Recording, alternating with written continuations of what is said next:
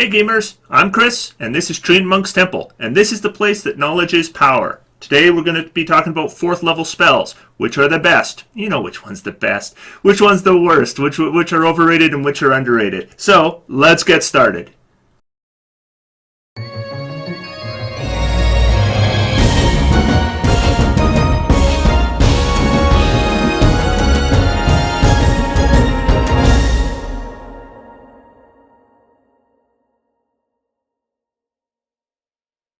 Well, we might as well get right into it and talk about our worst spells at 4th level.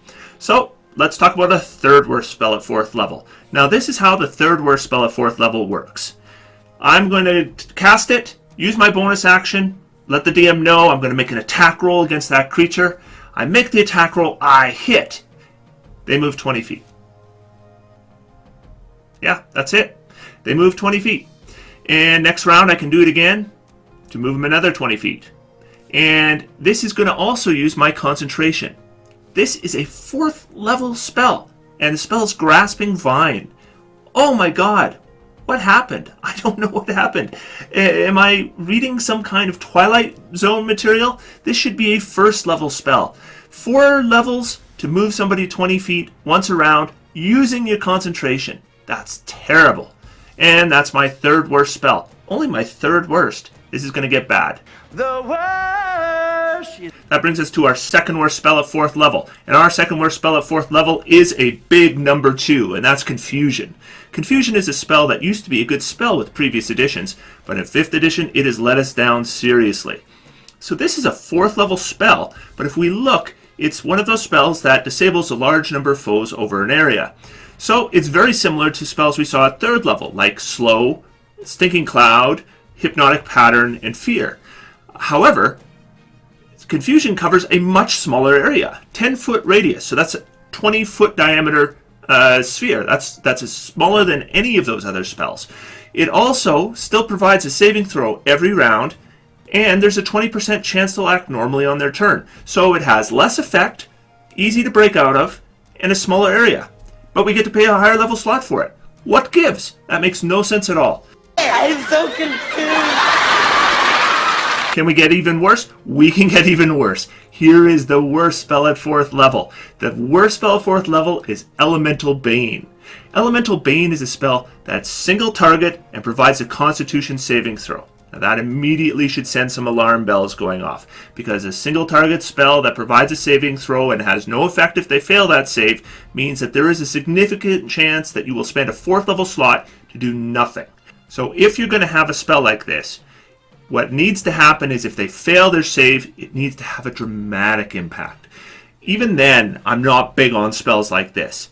But in this case, if they fail their save, you know what happens? They lose resistance to one element, and they take 2d6 damage per round. And you use your concentration to get that. That is so bad. Oh, and one creature? Really? What are you going to do? You're going to fireball that one creature? Oh my lord, this is awful. And this so deserves its spot at number 1. It's garbage. I'm just a very bad wizard. So those spells were terrible. And fortunately, at 4th level, we have that wide range where the terrible spells are terrible, but the great spells are amazing. And I feel like talking about those amazing spells. Let's hit the best spell list right now. So for me, at number 3, the 3rd best spell at 4th level is Conjure Woodland Beings. Now before we get into the details of this spell, I have a correction to make for my video last week. So this is the sage advice from the Wizards of the Coast website talking about spells like Conjure Woodland Beings. And what it says is the design intent for options like these is that the spellcaster chooses one of them, as in the challenge rating and number of creatures picked, and then the DM decides what creatures appear that fit the chosen option. I said that the player gets to choose one or the other. That's not the case. When I thought about it, I seem to remember coming up with the house rule that we're using because a DM didn't know which creatures were available within a certain challenge rating, and this gave the player a chance to do some research beforehand and have their spell ready to go. So that's why this rule has come up in my group, and I simply forgot that that's not an official rule. The official rule is the DM picks the creature. So now that I've made that correction, let's move on to Conjure Woodland Beings and why this spell is on my best list. So there's a reason why this spell is going to be worth a level slot above Conjure Animals. When you cast Conjure Animals, what you're going to get are animals that have an attack rating and they do damage. Now that's useful. That's a worthy use of a 3rd level slot. But with a 4th level slot in Conjure Woodland Beings, you're going to get creatures that have ranged attacks, or spell use, or fear auras. These kinds of useful things. And because a lot of these things occur at range, this has a tactical advantage too, especially when you're throwing a bunch of creatures on a playing field, because you're going to have spots where they can't get into. But if they can do things at range, that has a significant impact on the tactics of the fight, and a useful one, well worth a slot. Now I'm going to mention here that one of the most commonly referenced tactics with this spell is to conjure pixies who can then cast Polymorph on your enemies, and they're only a 1/4 challenge rating, so you can get a lot of them, and then they can just Polymorph all your enemies into pigs. You're all pigs! But the thing is that it doesn't work because, as we just discussed, the DM picks the creature. Now they might pick pixies, but DMs, take my word for it, if you're going to give them pixies, know what it can do. Don't put it in your big end fight unless the players are losing, because this is going to kind of end that fight for you. But it's a great spell, well worth 3rd spot on my list. So that brings us to our 2nd best spell at 4th level, and I'm going to surprise nobody here with Find Steed. Find Steed is a spell that means I have to talk about Find Steed again, because after my video on 2nd level spells, lots of people pointed out to me some things they disagreed with on my evaluation. There were 2 things that came up the most. The first was that a Find Steed, or the Found Steed, couldn't attack. The reason it couldn't attack is because Find Steed is connected to the Paladin and therefore is a controlled mount, and controlled mounts can't attack. Second thing people disagreed with was how targeting works with spells in 5th edition. According to the player's handbook, there's some pretty specific rules on targeting for spells. You target a creature or an object or a point in space, and then if a spell description describes other targets of the spell, they are targets as well. However, there's been some additional stuff put out by Jeremy Crawford on this subject that counteracts that. And so I did a bit of a deep dive and some research into that. It's not particularly interesting, but if you're interested in what I've found, I've posted a link to a document in the comments section that you can read through. For the rest of you, let's move on from there, back to what Jeremy Crawford has to say specifically about controlled mounts and the Find Steed spell. Is the Found Steed, the Found Steed, the steed that you find, is it intelligent or not? And because they're asking this question because of the rule, where you decide are you going to control the mount or is it going to act independently? And the spell says that you and the steed fight as a cohesive unit, and you can communicate with it and it serves you. Mm-hmm. And really what that means is it's up to you. Because whether it's intelligent or not? Well, no, it's up to you whether to control it or to let it act independently. So basically the player chooses. Do they want the mount to be controlled, or do they want it to act independently? If it acts independently, it can attack. However, keep in mind that if it acts independently, it's going to have its own initiative. There's some tactical things to think about here. Is that creature going to be moving you where you want to be on your turn? Things might change between its turn and your turn, and you might find yourself somewhere you don't want to be, and then you can't move. So you've got to think carefully about what you want. Fact is these spells are still really good if you choose to control the mount and the mount doesn't attack. The reason I mention that is if I'm taking Find Steed, I'm more likely to choose the controlled mount over the independent mount, largely because this spell is particularly strong in granting movement, because you can choose a flying mount. There's several options there. If you're a medium-sized creature, your chief options are the Griffin or the Pegasus. Pegasus has the best flight score with a 90-foot flight speed, which is really good. And it doesn't use your concentration, so that means that you get flight without concentration. Now, if I'm a bard and I'm picking magical secrets, I gotta be crazy not to choose this spell. I mean, because bard list is largely concentration based. All the best bard spells are concentration spells.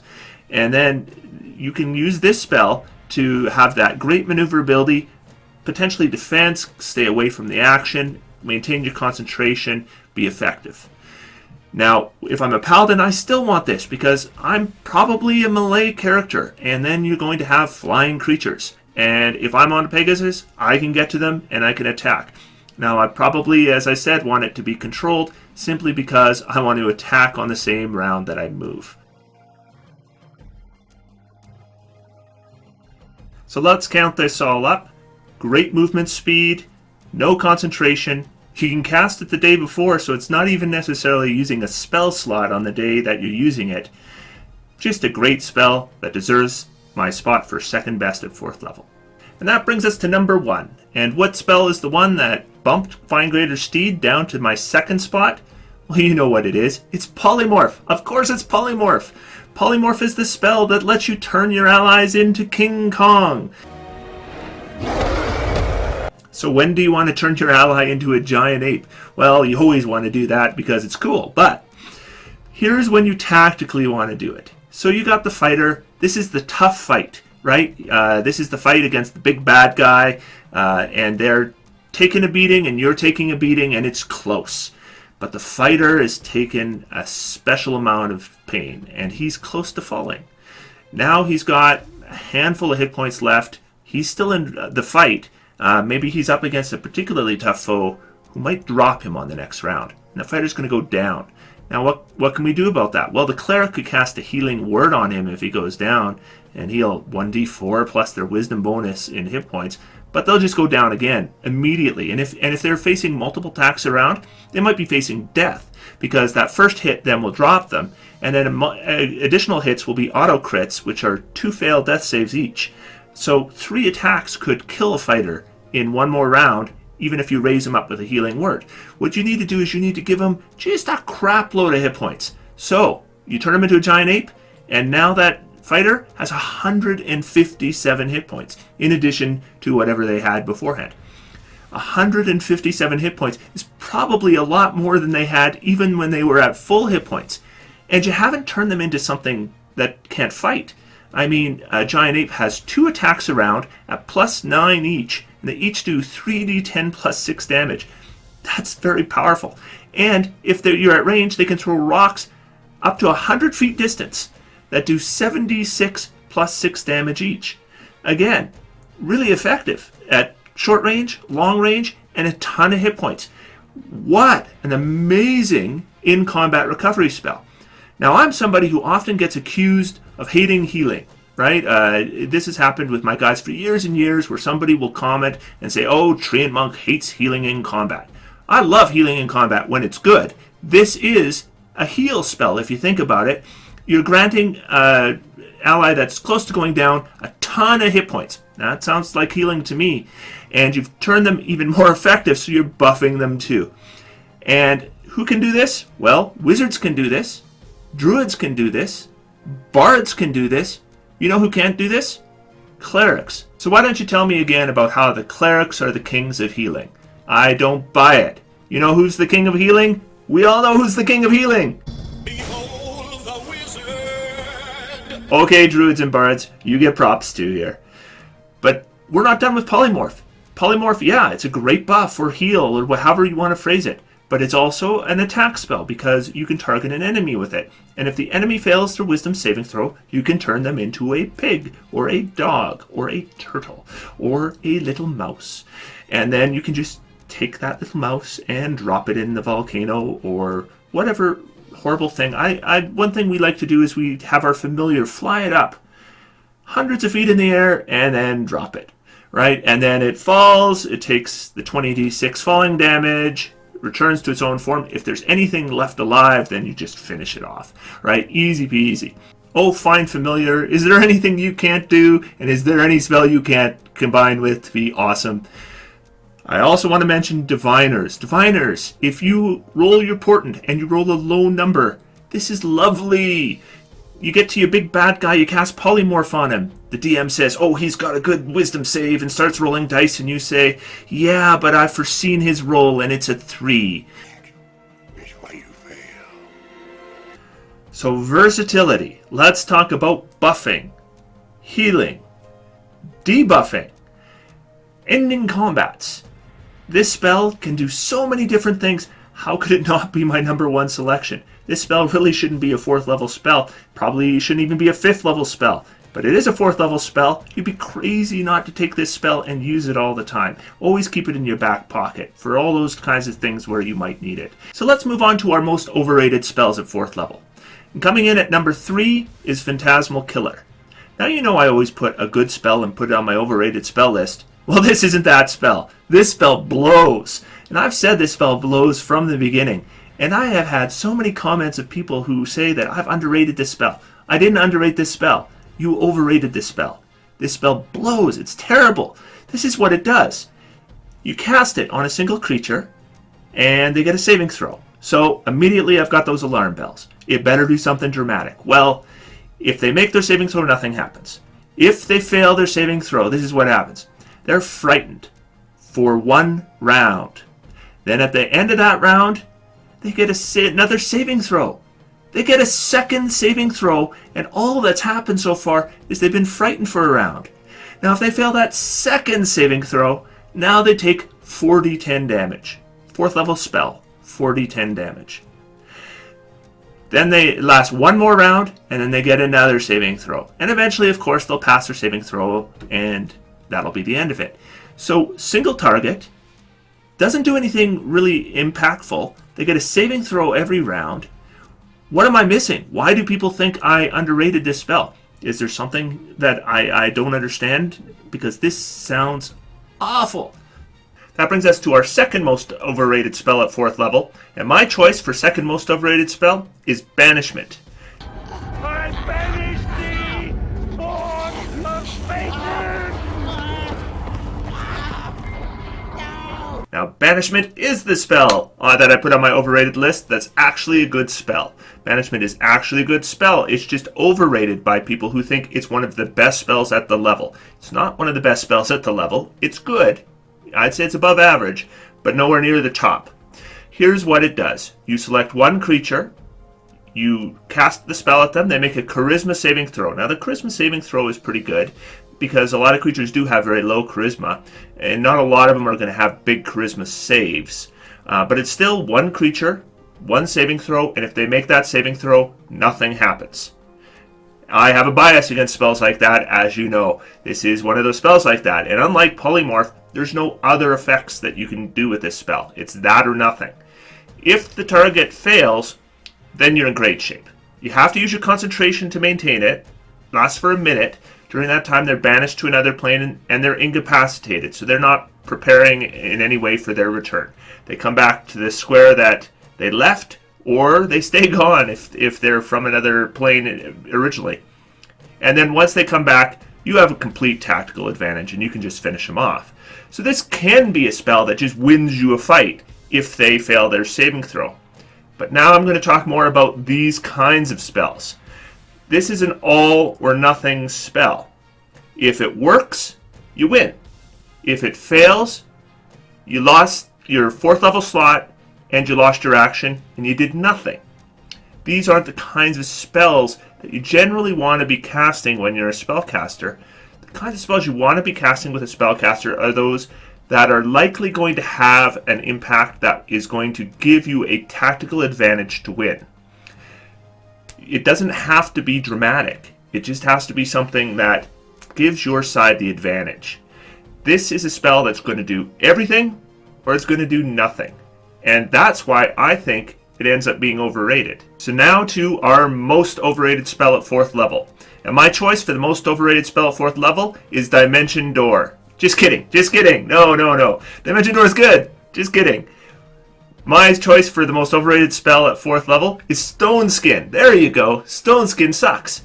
Stoneskin's a spell that's iconic, but it's bad.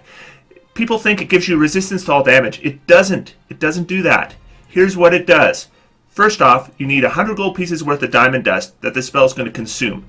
every time you cast it. For that, you get a duration of 1 hour. You have to use your concentration, and the person who receives the spell gets to be resistant to non-magical slashing, piercing, and bludgeoning damage. That's it. So it's not that great a buff, especially for a 4th level spell. And heaven forbid you should cast it on yourself, because any time you actually get any advantage from this spell is also the time you got to make a concentration check to lose it. And don't forget, you spent money just to cast this spell in the first place. These are a bunch of things that make this spell really bad, and people who think that it's a decent defensive spell have overrated it significantly. Let's move on to our most underrated spells at 4th level. My choice for the 3rd most underrated spell at 4th level will probably surprise a few people. It's Guardian of Faith. Yeah, I know, that kind of came out of left field. But Guardian of Faith is a spell that is clearly intended to do one thing, but it's actually good at another thing. What it's intended to do is, I think, it's intended to be protection for your campsite. You cast it, it lasts for 8 hours, and whenever somebody hostile to you comes within 10 feet of it, it gets hit for 20 points of radiant damage. If it makes a dex save, it takes 10. Now, every time a new enemy comes within 10 feet of it, or the same enemy reapproaches it within 10 feet, it takes another 20 points of damage, and it keeps doing damage until it's done 60 points of damage. One thing that's nice about this is it will keep doing it till it does 60 points of damage, regardless of how much the enemy took. So if they made their saving throw, and they're resistant to radiant damage, and they only took 5 points of damage, that means you're still going to get another 55 points of damage out of this spell. So it's reliable in the amount of damage it will cause. So here's how I think this spell can be good other than protecting your campsite. You can just cast it in combat. Because in combat, it's one action to cast, and it's not using your concentration. Now, if there's a lot of movement, especially a lot of movement of enemies in combat, it shouldn't be hard to put this in a position where you're going to get that 60 points of damage. So you're casting one spell to get 60 points of damage guaranteed. That's not a bad deal for a combat spell, and it certainly makes this spell underrated. That brings us to our second most underrated spell. My choice for the second most underrated spell at this level is Otiluke's Resilient Sphere. To some extent, I kind of wonder why people love Banishment so much when there's a spell like Otiluke's Resilient Sphere at the same level. Maybe it's because clerics can take Banishment, except I see people talking about wizards saying that wizards should be taking Banishment as their spell when they could take Otiluke's Resilient Sphere instead. Otiluke's Resilient Sphere can target an enemy that's large size or smaller, and they make a dex saving throw. If they fail that saving throw, they're encased in a sphere that they cannot cast spells out of, no one can cast spells into, they're out of the combat for up to a minute. It's kind of similar to what you would get from a Banishment. The thing I like about this spell, though, is because there's some versatility. I can cast it on an ally, or myself, who might be in danger, and now that ally or myself are out of the danger. But I can bring them back right in again anytime I need to. So this gives this spell some versatility that Banishment doesn't have, and that's why I think this spell gets underrated. Now, if you guys watch my first 3 videos, you know I like to throw an overrated spell that's going to generate some controversy. Today I'm going to throw an underrated spell that's going to generate some controversy, because this is a spell that generally people consider not very good. In fact, if I've put this on some of my character builds in the past, I'll get comments, people saying, why did you bother taking that spell? That spell's pointless. And that spell, the spell I think is most underrated at 4th level, is Fire Shield. Now, Fire Shield isn't an amazing spell, but I think it is highly, highly underrated. People seem to think that because spells like Protection from Energy and Absorb Elements came before, that Fire Shield really has no place, especially with a 4th level slot. Well, let's just start by saying that Protection from Energy is no reason not to take Fire Shield. Protection from Energy isn't a good spell, because Protection from Energy uses your concentration to give you resistance to energy damage. Now, if you're using your concentration to get resistance, what that means is, when you take damage, guess what? You're still making concentration checks, and as soon as you make your fail a concentration check, you lose the spell. That's not a good way to get resistance to energy. So, Protection from Energy I don't consider to be a very strong protection spell. Now, Absorb Elements is another matter entirely. Absorb Elements is a great protection spell, especially because it's a 1st level spell that uses your reaction. That's fantastic, but Absorb Elements has some restrictions on it that Fire Shield can help you get around. Number 1, you only have 1 reaction a round. So, if you've cast Shield, you can't cast Absorb Elements. Number 2, there are some some restrictions on how many spells you can cast on your turn. So if somebody, say, has prepared an action so that when you use your bonus action to cast one spell, they will cast a spell at you, and then you want to use your Absorb Elements, but you can't, because you can no longer cast a reaction spell that round. You're limited to a regular action spell that's not no more than a cantrip. So what that means is that there are certain situations where Absorb Elements just doesn't do the job for you. The other thing to remember is Absorb Elements will give you resistance to one type of energy. So if you are taking damage from multiple kinds of energy, Absorb Elements just isn't going to be able to handle it all. So Fire Shield can be a backup as well.